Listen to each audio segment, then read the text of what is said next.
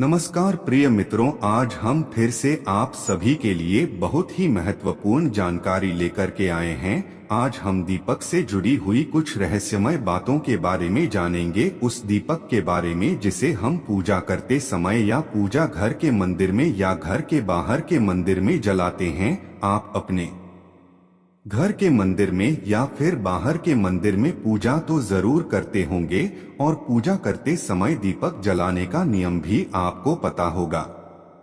आपको पता होगा कि जिस दीपक को आप जिस भगवान का नाम लेकर जलाते हैं, कहीं वह दीपक कुछ गलत संकेत तो नहीं दे रहा है। आपके दीपक की बाती पूरी जल जाती है या फिर दीपक में घी और जली बाटी जाती है और कहीं आपके दीपक की बाती पर फूल तो नहीं बनता, और दीपक की बाती पर फूल बन जाने का क्या मतलब होता है? तो क्या आप जानते हैं कि दीपक की बाती का पूरा जल जाना और बाती का बच जाना क्या संकेत देता है? कहीं आपके जीवन की सभी परेशानियों की वजह आपकी लगाई हुई दीपक से तो नहीं जुड़ी हुई है? कहीं आप पहले से जले हुए दीपक में तो बात ही नहीं जलाते हैं? और क्या आपके पूजा का दीपक पुराना है या नया? आखिर कितने सालों से उद्दीपक का इस्तेमाल कर रहे हैं? कहीं आपकी की तो आदत नहीं है थोड़े दिनों के बाद दीपक को बदल देने की? तो दोस्तों, आपको जानकर हैरानी होगी कि आप अपने पूजा घर के मंदिर में दीपक जलाते समय अगर यह गलती करते हैं तो आपको इसका परिणाम भुगतना ही होगा और दीपक की बाती का पूरा जल जाना और बैच का जाना भी अलग अलग संकेत देता है, जो हमारे लिए जानना बहुत जरूरी है। तो इन्हीं सब बातों को जानने के लिए इस वीडियो में अंत तक हमारे साथ बने रहिएगा। दोस्तों, जब हम पूजा करते हैं तो हमारा दीपक कभी कभी अचानक से बुझ जाता है और कभी कभी ऐसा होता है कि हमारी पूजा होने के बाद हम उस दीपक को भगवान के सामने चलता छोड़ देते हैं, लेकिन कुछ समय के बाद में दीपक खुद ब खुद बुझ जाता है और उसमें आप जली बात ही और भी बचा रह जाता है। और कभी कभी तो हमारे दीपक की बाती पूरी जल जाती है और उसमें फूल भी बन जाता है। तो इनके अलग अलग नकारात्मक और सकारात्मक परिणाम होते हैं। तो सबसे पहले यह जानते हैं कि अगर हमारे दीपक में फूल बन रहा है तो इसका क्या मतलब होगा। उससे पहले दोस्तों, अभी तक हमारे वीडियो को लाइक नहीं किया हो तो एक लाइक कर दीजिए और चैनल को सब्सक्राइब करना ना भूलें और कमेंट बॉक्स में जय सीताराम जय बागेश्वर धाम सरकार लिखना ना भूलें, ताकि बागेश्वर धाम बालाजी की कृपा आपके ऊपर सदा बनी रहे। प्रिय मित्रों, अगर हमारे दीपक की बात में फूल बन रहा है तो इसका सीधा सा मतलब है कि भगवान ने हमारी प्रार्थना को स्वीकार कर लिया है और वह हमारी पूजा से प्रसन्न है। और इसका संकेत वह बात ही में बने इस फूल के माध्यम से देते हैं। अगर आपके घर में दिव्य शक्तियां मौजूद है और आपके साथ साथ वह भी ईश्वर की पूजा में अपना ध्यान रखती है, तो आपकी दीपक की बाती में एक से ज्यादा फूल बनते हैं और कभी कभी साक्षात किसी भी देवी देवता का रूप भी दिखने लगता है। तो अगर आपके दीपक की बाती में फूल बन रहा है तो आप सच में बहुत भाग्यशाली है। और इसी के साथ दीपक जलाने के भी कुछ खास नियम आपको जरूर जानना चाहिए। दोस्तों, अगर आप पहले से जले हुए दीपक में अपनी बात रखकर जलाते हैं तो ऐसा करने से दुर्भाग्य आपका पीछा कभी नहीं छोड़ता है। अगर दीपक में पहले से जली हुई बातें की राह की आप है, रोई और क्लॉज है और आपने अपनी बात ही इसमें रखकर जला दी, तो ऐसा करने से भगवान आपसे प्रसन्न होने की बजाय आपसे नाराज हो जाते हैं और आपको इसके बहुत ही भयानक परिणाम देखने को मिलते हैं और आपके बनते काम बिगड़ने लगते हैं। आपकी तिजोरी का धन खर्च होने लगता है और आपके धन आने के साथ सारे रास्ते भी बंद हो जाते हैं। तो हमेशा यह ध्यान रखें कि जब भी आप दीपक जलाएं, आप हमेशा साफ सुथरे दीपक का ही इस्तेमाल करें।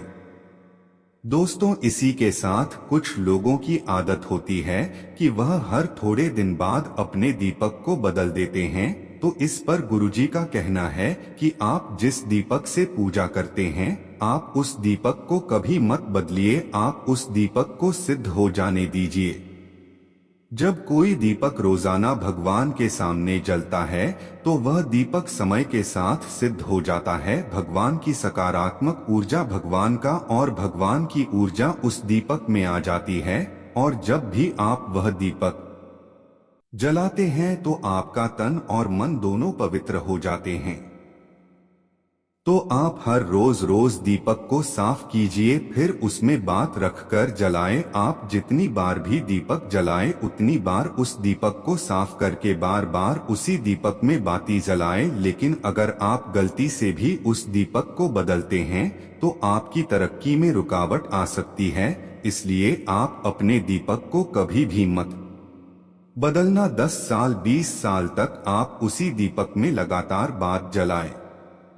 इससे आपका दीपक सिद्ध हो जाएगा और आप इसका चमत्कार अपने घर में भी देख सकते हैं। अगर आपके घर में कोई भी रोगी हो, बीमार हो या किसी का बुखार नहीं जा रहा हो तो आप इस दीपक को थोड़ी देर के लिए किसी बर्तन में डालिए और अब उस रोगी को यह पानी पिला दीजिए। 10 से 15 मिनट के भीतर उसका बुखार उतर जाएगा। वहीं अगर आपके घर में किसी को नजर लगी हो या फिर आपके व्यापार में किसी की नजर लगी हो, आपका धंधा अच्छे से नहीं चल रहा हो, तो भी आप इस दीपक को तांबे के बर्तन के भीतर पानी में भरकर उसमें डाल दीजिए और रात भर के लिए छोड़ दीजिए। अगले दिन सुबह पानी का छिड़काव गांव अपने घर में और अपनी दुकान पर करिए। ऐसा करने से आपको साफ साफ परिणाम दिखाई देंगे, क्योंकि जब हम लगातार एक ही वस्तु का प्रयोग अपनी पूजा में करते हैं तो वह वस्तु शुद्ध हो जाती है। भगवान की जो ऊर्जा होती है वह उस वस्तु में समा जाती है। तो कभी भी अपने मंदिर के दीपक को बदलने की गलती ना करें। दोस्तों, अगर आपके मंदिर का दीपक टूट जाता है या फिर खराब हो जाता है या खंडित हो जाता है, आप तभी उस दीपक को बदल सकते हैं। लेकिन फिर भी आप उस दीपक को नाप की बल्कि इसे अपने घर में संभाल कर रखें, क्योंकि यह भगवान की सकारात्मक ऊर्जा का भंडार होता है। वहीं अब आपको यह भी बता देते हैं कि अगर आपके दीपक की बात पूरी नहीं जलती है, आपके दीपक में ही बच जाती है, इसका क्या परिणाम होता है।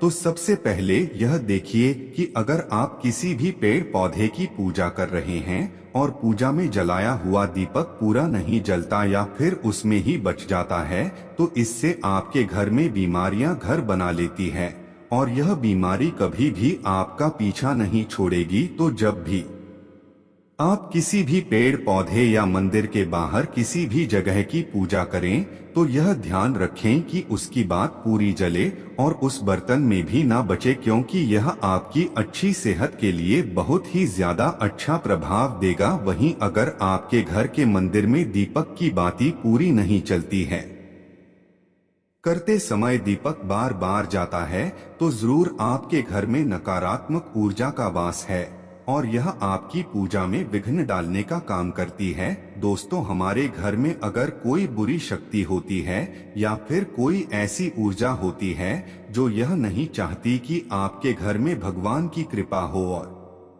आपके घर में सकारात्मक ऊर्जा हो, तो यह आपकी पूजा सफल नहीं होने देती। क्योंकि दोस्तों, एक वातावरण में एक ही तरह की ऊर्जा रह सकती है, या तो सकारात्मक या नकारात्मक, और बुरी शक्तियां होती हैं। वही कभी भी नहीं चाहती कि आपके घर में देवी शक्तियों का वास हो, क्योंकि अगर आपके घर में भगवान ने अपनी कृपा की तो उन बुरी शक्तियों और ऊर्जाओं को आपके घर से जाना पड़ेगा। तो यह बुरी शक्तियां हमेशा इसी कोशिश में रहेगी कि आपकी पूजा में रुकावटें आए और इन्हीं के प्रभाव से हमारा दीपक बार बार बुझ जाता है या फिर हमारे दीपक की बाती ही पूरी नहीं जलती। तो इस सबसे बचने के लिए आपको क्या करना है कि सच्चे मन से भगवान का स्मरण करना है और जब भी आप दीपक जलाएं तो भगवान से सबसे पहले यह प्रार्थना करें कि आपके आसपास जितनी भी नकारात्मक ऊर्जा हो वह आपसे दूर रहे, भगवान की कृपा आप पर बनी रहे, साथ ही ऐसी शक्तियों से बचें ने के लिए जब भी आप दीपक जलाएं तो गंगा जल से एक गोल घेरा बना लें और इस गोल घेरे में दीपक को रखें, क्योंकि दोस्तों गंगा जल बहुत ही पवित्र माना गया है और महादेव का वरदान भी गंगा जल को मिला हुआ है। तो गंगा जल में सबसे पहले तो कोई भी बुरी शक्ति प्रवेश नहीं कर सकती, इसलिए कभी भी गंगा जल खराब नहीं होता और गंगा जल हर तरह की ऊर्जा को सकारात्मक ऊर्जा में बदल देता है।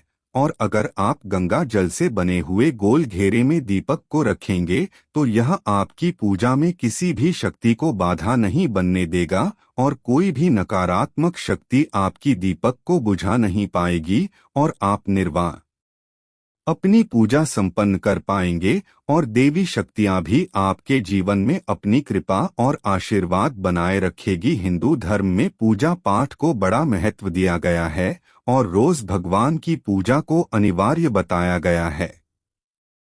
लोग इसका पालन भी करते हैं, लेकिन कई बार देखा गया है कि कुछ लोग हमेशा इस बात की शिकायत करते हैं कि वह पूजा तो कर रहे हैं लेकिन उन्हें पूजा का फल नहीं मिल रहा। दिन रात भगवान के नाम को भजते हैं लेकिन भगवान उनकी प्रार्थना नहीं सुन रहे। इसके कई कारण हो सकते हैं, लेकिन एक बड़ा कारण पूजा के नियमों में गड़बड़ी होना भी है। लोग जाने अनजाने में भगवान को कुछ ऐसा चढ़ा देते हैं जो उन्हें प्रिय नहीं होता। ऐसे में हो सकता है कि भगवान नाराज हो जाएं और पूजा का फल न मिले। इसलिए हम आपको बताने जा रहे हैं कि पूजा पाठ करते समय आपको किन बातों का विशेष ख्याल रखना।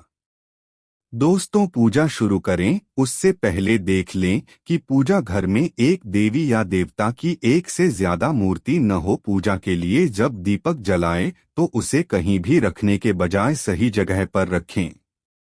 अगर दीपक तेल का है तो उसे बाईं तरफ और अगर दीपक घी का है तो उसे दाईं तरफ रखें।